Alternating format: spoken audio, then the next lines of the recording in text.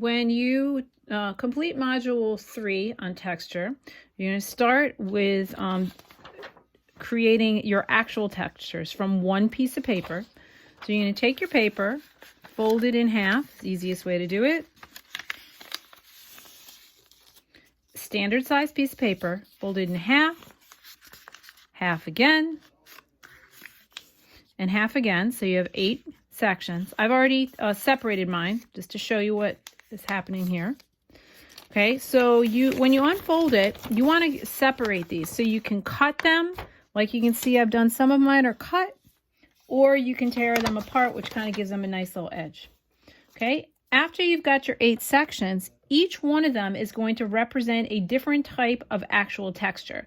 So your challenge is to take each one, manipulate it in some way, either by tearing or cutting, okay, to alter its appearance and create a texture that you can actually touch, not just see. So that is the part that is going to be your actual texture. Your visual texture, you're going to start the same way. You've got one piece of paper, divided into 8 sections. You can choose to separate these or keep it all on one page if you like.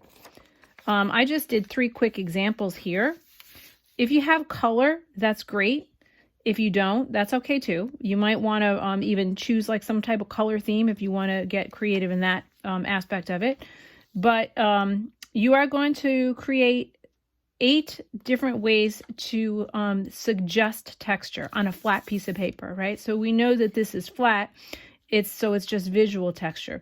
Ways that you can do that are by repeating design elements like lines, okay, and shape, and also by doing rubbings. I did this kind of like with a crayon on a chair seat. You look all over your house for different types of textures you could take rubbings with. You know, the surface of something like your refrigerator, or you know, something even like a shoe or an imprint of a shoe on the bottom.